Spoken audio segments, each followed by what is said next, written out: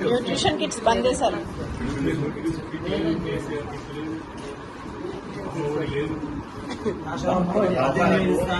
చాలా బాటం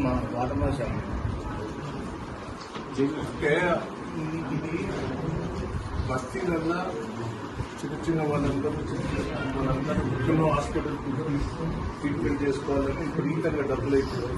వాళ్ళు కేసీఆర్ గారు ఆలోచన చేసి బస్తీ డాక్టర్లకు పెట్టి ఇప్పుడు మీ అందరికీ ఉన్నారు.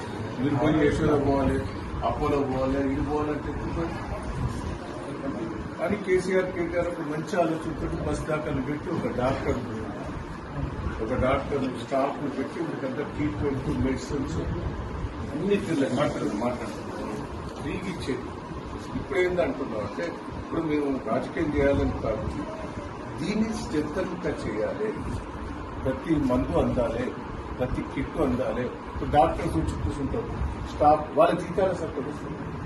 అంగన్వాడీ కానీ కోవిడాలకు కానీ కేసీఆర్ గారు బాగా మనం ప్రోత్సహించారు, వాళ్ళ జీతాలు పెంచిండు, అన్ని చేశారు. ఇప్పుడు ఆ పోయినాల ఉన్నదా అని